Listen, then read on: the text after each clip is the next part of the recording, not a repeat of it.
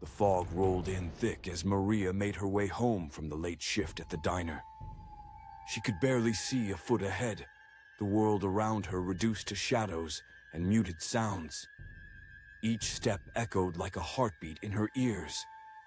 The familiar streets of her small town felt foreign and menacing under the blanket of mist. As she turned onto a side street, she saw it, a figure standing under a flickering street lamp. Her heart raced. The light cast an uneven glow, illuminating a man with a long coat, his face obscured by a wide-brimmed hat. He stood unnaturally still, as if he had been waiting just for her. She hesitated, weighing her options, but the need to get home pushed her forward. With each step, the man shifted slightly, tilting his head as if he could sense her presence. Maria's breath quickened.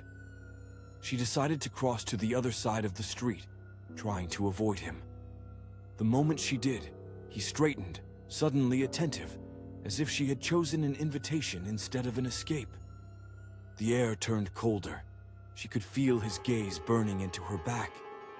She picked up her pace, the sound of her footsteps mingling with the soft whispers of the wind. The street lamp flickered again, sending shadows dancing in erratic patterns. Just as she was about to pass his position, she glanced over her shoulder, only to find he had taken a step closer, the gap decreasing in an impossible manner. Panic clutched her throat. She hurried on, willing her legs to move faster. Her mind raced. Who was he? Why was he following her? She darted down a narrow alley, heart pounding like a drum. The oppressive fog swirled around her, swallowing her screams before they could escape her lips. She could almost hear the whispers now, low and mocking, echoing in the corners of her mind. "Where are you going, Maria?" they taunted.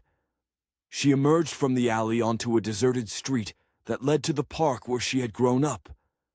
The darkness felt heavier here, more suffocating. The swings creaked in the stillness, their faint sound mingled with the rustling leaves, an eerie lullaby to her racing thoughts. She dared to look back, and for a moment she saw the figure standing motionless under a distant tree. Against her better judgment, she called out, "Why are you doing this?" The silence that followed seemed to stretch into infinity. Suddenly, a low chuckle sliced through the air, wrapping around her like a shroud. It was a sound so familiar, yet utterly foreign, sending chills down her spine. "Do you really not remember?"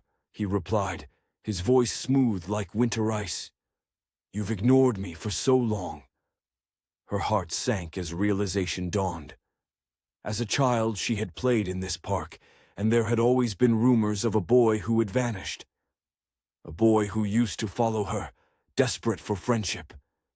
She had left him behind, scaring him away with her laughter and play. She had forgotten him, but he hadn't forgotten her. The fog began to swirl, and the figure approached, moving silently yet purposefully, like a shadow coming to life. "You left me in the dark, Maria," he said, his form shifting closer, obscured by the mist. "Now we can play together again." Her instincts screamed at her to flee, but she was rooted to the spot as dread filled her veins. In that moment, she knew she would never escape the whispers, nor the boy who had once been her friend.